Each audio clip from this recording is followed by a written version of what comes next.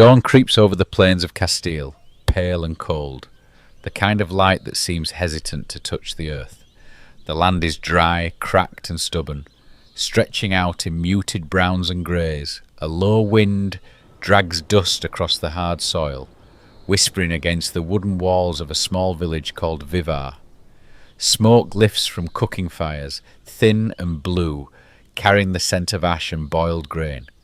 In this quiet, in this sparse corner of the world, a boy steps out into the morning, Rodrigo Díaz. Barefoot, wrapped in a rough wool cloak, he stares at the horizon as if it offers a promise only he can see. Life here is hard.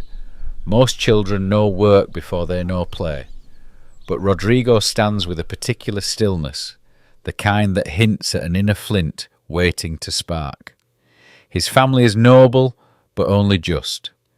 They have land, but not much. Castile is a kingdom caught between ambition and vulnerability. To the north lie Christian lands, to the south rise the rich, sophisticated Muslim taifas, powerful city-states that trade, scheme, and wage war in equal measure. It is a world of uneasy coexistence, markets full of shared goods, borders patrolled with suspicion, alliances built and broken overnight. Rodrigo grows up absorbing all of it. He hears Christian hymns drifting from stone churches, and in the distance the call to prayer carried on the wind from Muslim strongholds. He watches merchants speak a patchwork of tongues. He listens to soldiers boasting of raids, skirmishes, and narrow escapes on the frontier. These stories feed him more than bread ever could. In the evenings, he trains with a wooden sword, copying the stance of his father's retainers. He learns how to plant his feet, how to shift his weight, how to move with purpose instead of panic. There is nothing glamorous about it. No shining armour, no gallant tales, only repetition, sweat, and the bruises that bloom across his arms. But he keeps going. People in Vivar begin to notice. The boy does not flinch. He does not step back. When he swings with intention, as though he already imagines himself in real combat. He is not yet strong, but he is determined. And in this land, where kingdoms rise and fall by the will of warriors, determination is a far sharper weapon than strength. Castile itself is restless. Kings shift on thrones, nobles vie for borders, and ambition burns hotter than the summer sun. The frontier creeps forward and slips back again, a living border shaped by battle. And in this tense, unpredictable landscape, Rodrigo's early years shape him into something rare.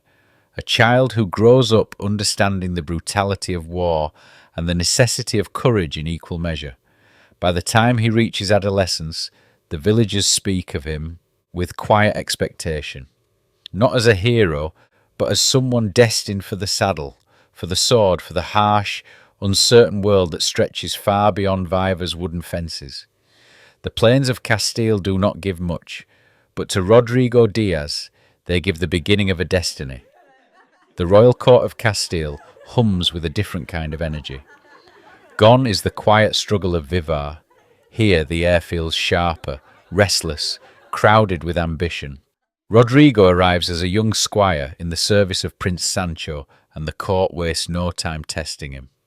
It is a place where every glance is measured, every word weighed, every mistake remembered. Training begins before the sun lifts above the battlements. Rodrigo joins the other squires in the yard, breath turning white in the morning cold. The instructors are relentless. Blunted swords crash together in a rhythm that feels almost like music. Harsh, metallic, unforgiving. Rodrigo learns quickly that strength alone means nothing.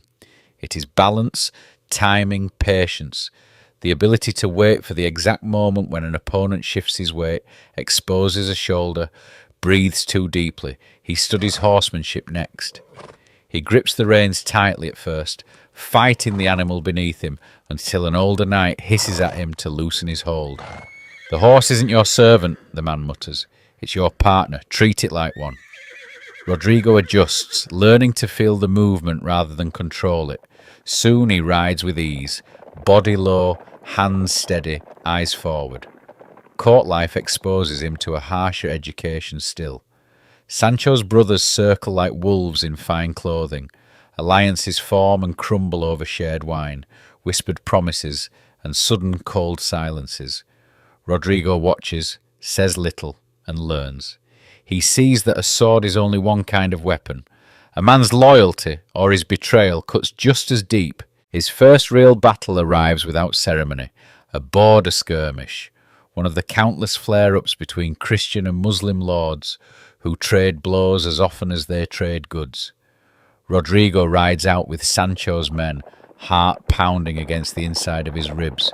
The battlefield smells of trampled grass, sweat and fear.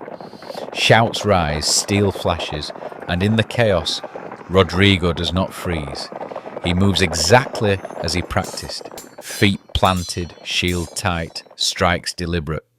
It is not glory he finds out here, but survival.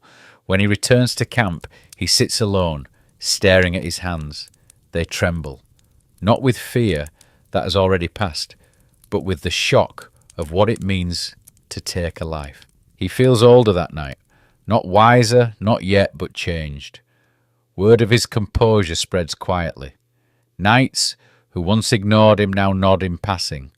Sancho himself watches Rodrigo with interest, seeing in him a young man who fights with discipline rather than rage. The prince values that. He surrounds himself with men who can be trusted, and Rodrigo begins to earn his place among them. But shadows hang over the court. The tension between Sancho and his brothers grows, their rivalry stretching across the kingdom like a tightening rope. Rodrigo feels it in every meeting hall, every strategy discussion, every ride along the frontier. Something is coming, something that will pull the brothers apart and drag everyone around them into the storm. For now, Rodrigo trains, learns, and listens. Every day sharpens him. Every lesson hardens him. The boy who once swung a wooden sword in a dusty village now stands on the edge of a warrior's life, aware that one wrong move in the court of Castile can be as deadly as any enemy blade. And though he doesn't know it yet, the choices made in this palace, the alliances, the loyalties, the silent vows, will soon cast him out into the world alone, forcing him to become more than just a knight, forcing him to become el-Cid. The court of Castile feels colder after the death of King Sancho. The corridors that once rang with political feuds now echo with suspicion. Rodrigo stands in the great hall as Alfonso VI takes the throne. The brother Sancho distrusted most. The brother Rodrigo fought against in battle. Loyalty leaves marks, and Rodrigo knows Alfonso has not forgotten where he once stood. Alfonso's gaze lingers on him too long. The courtiers whisper. Old wounds open again in quiet corners of the palace, and although no accusation is spoken aloud, the air is heavy with blame. Rodrigo served Sancho with unwavering loyalty. To Alfonso, that alone is enough to make him dangerous. The summons comes quickly, a royal command cloaked in courtesy. Rodrigo enters the chamber, bows and waits. Alfonso's words are measured, formal, and as cold as a drawn blade. He speaks of discipline, of disobedience, of a warrior who acts without royal approval. There is no trial, no debate, only the sentence, exile. Rodrigo leaves the court with nothing but his horse, his sword, and the weight of betrayal pressing against his ribs. His wife, Jimena, watches him with tearful resolve, knowing he must go, knowing staying would destroy him. Castile's roads stretch out before him, dusty and empty, leading into uncertainty. Exile is not freedom. It is hunger. It is vulnerability. It is waking each morning unsure if you will eat or fight or flee. But it is also clarity. Rodrigo sees the world without the mist of court intrigue. Towns shift from Christian to Muslim as easily as stepping across a river. Merchants gossip in both languages. Borders blur. And Rodrigo, who once served only one king, now steps into a wider, stranger landscape. Other exiles join him. Men who have nothing left to lose. They choose him not for his title, but for the steadiness in his voice and the calm with which he grips his sword. They call him EI-Cid, my lord, lifted from the Arabic al-Sayyid. It is a name born on dusty roads, not in palaces. Rodrigo becomes a sword for hire, but never a mindless one. He studies every valley, every fortress, every warlord's ambition. He fights for Muslim rulers who treat him with respect. He fights for Christian lords who value his precision. He crosses lines others fear to cross, forging a reputation that spreads faster than his own footsteps. Stories grow of his discipline, his mercy, his ruthlessness when necessary, of the man who refuses to break beneath exile's weight. Battles sharpen him further, small skirmishes on narrow mountain paths, sieges where smoke stings the eyes and boiling tar rains from the walls. Rodrigo rides at the front, not for show, but because he trusts no one more than himself to break the enemy line. His companions follow him with a kind of fierce loyalty. They believe he sees patterns on the battlefield that others miss, the way a commander hesitates, the gap between shield and spear, the rhythm of hooves before a charge. Yet with every victory, Rodrigo feels the pull of home. Castile still beats inside him, no matter how far he rides. The songs of his childhood echo faintly at night. The dust of Vivar never quite leaves his boots. Exile was meant to weaken him. Instead, it removes the last of his illusions. He understands now that kings rise, fall, and betray. Honour does not belong to crowns, it belongs to choices. And every choice he makes out here chisels the shape of his legend a little deeper. By the time word reaches the courts of Iberia, Rodrigo is no longer just a knight without a master. He is a force moving across the frontier, impossible to ignore, impossible to fully control. A man whose name is spoken with respect in Christian castles and Muslim palaces alike. He left Castile as Rodrigo Díaz. He wanders the frontier as el-Sayyid. The city of Valencia rises from the plain like a mirage. Pale stone walls glowing under the relentless sun, towers catching the sea breeze, palm trees swaying gently along its outskirts. To most men, Valencia is a dream. To Rodrigo, now known everywhere as el-Sayyid, it is a challenge that sets his blood humming. He arrives not as a wandering exile anymore, but as a commander with purpose. His forces are hardened, loyal, and seasoned by years of frontier battles. They gather on the hills above the city, looking down at the sprawling markets, the mosaic of rooftops, the glittering thread of the Turia River. This is no simple fortress to storm. It is a jewel, wealthy, coveted, fiercely defended. The siege begins slowly, methodically. Rodrigo does not rush. He studies the city's weak points, watches the patterns of patrols, listens to merchants and deserting soldiers who whisper secrets for coin or mercy. Food lines tighten within the walls, tempers flare, alliances crumble. Rodrigo waits, patient as stone. When the breakthrough finally comes, it is not through brute force, but through precision. A night assault on an overlooked gate, a feint at the western tower, a sudden push where defenders least expect it. The city trembles under the pressure, and then it breaks. Valencia falls. But Rodrigo does not take it by fire and destruction. He enters with control, with discipline, with the calm authority that has defined him since exile. Families peer from shuttered windows as his banners rise. Muslim and Christian citizens alike brace for brutality, for the chaos that usually follows conquest. It does not come. Rodrigo walks through the marketplace, listening to the hum of different languages, smelling spices and roasted meat mingled with the salty air drifting from the Mediterranean. He studies the faces around him, fearful, uncertain, expectant. He knows ruling a city is a different kind of battle, so he governs with a steady hand. He allows Muslim judges to continue their roles. He keeps trade flowing. He protects merchants who pledge loyalty. He treats the city not as plunder, but as a living thing that needs stability to survive. Word spreads quickly. This conqueror is not like the others. Life in Valencia changes. Fishermen bring in silver-scaled catch before dawn. Markets spill over with silk, figs, almonds and pottery painted in brilliant blues. Soldiers patrol the streets with order rather than aggression. Rodrigo holds court in a palace overlooking the sea, its walls breathing with warm light in the evenings. Even his enemies admit he rules with an intelligence that edges close to fairness. For the first time he tastes what it means to hold real power, not borrowed from a king, not dependent on noble favour, power that grows from the loyalty of people who trust his judgment. Soldiers, merchants, farmers, families who see stability under his leadership.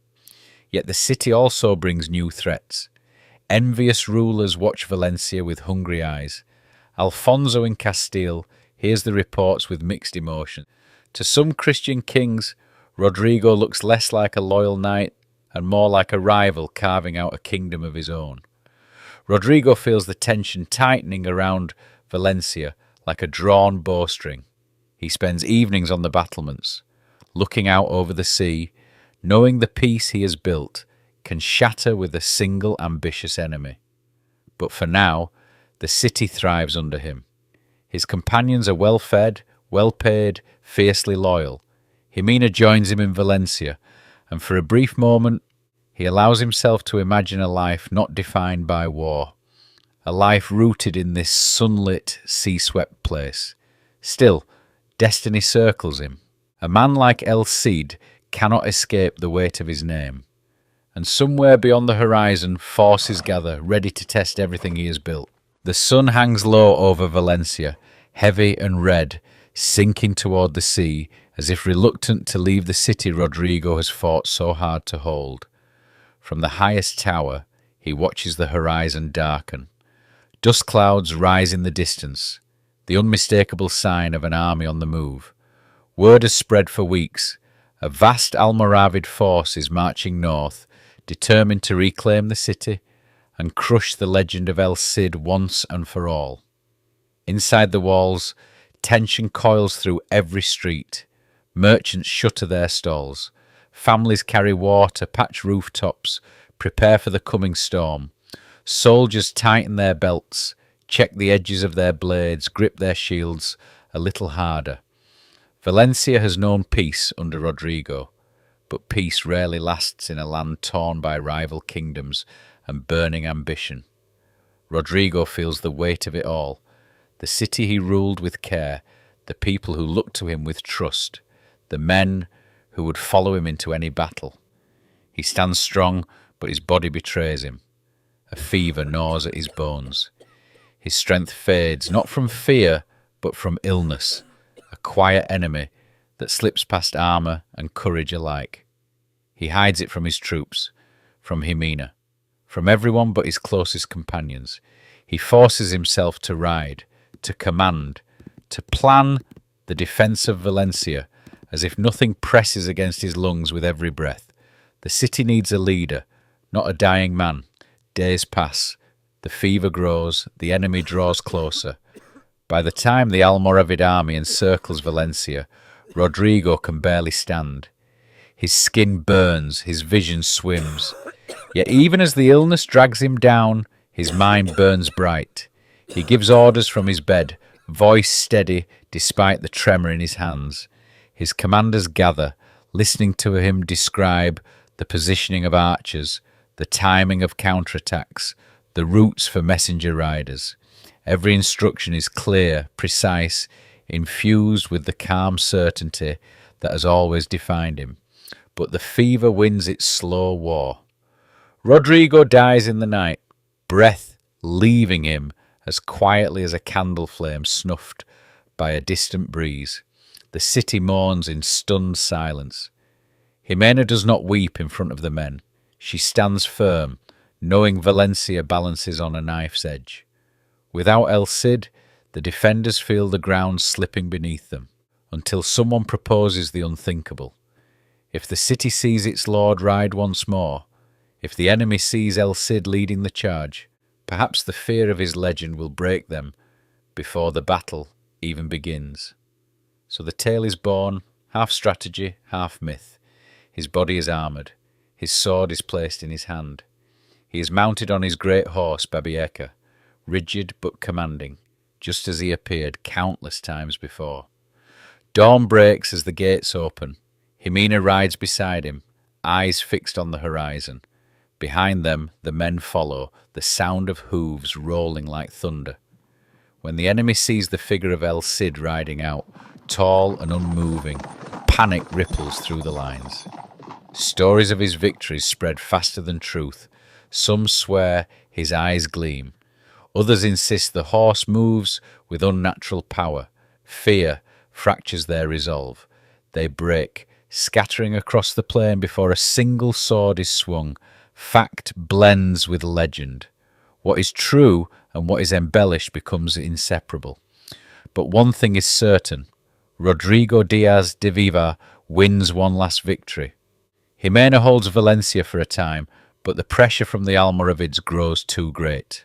Eventually, she leads the people out, carrying Rodrigo's body back to Castile, back to the land that first shaped him. Songs rise around his memory. Poems spread his deeds across the kingdoms. Chronicles transform him from a man of grit and discipline into a national hero, a symbol of courage, of cunning, of a frontier spirit that refuses to fade. And so el-Cid endures, not just as a warrior, not just as the Lord of Valencia, but as a legend carved into the soul of Spain, riding forever at the edge of history, where truth and myth meet in the dust.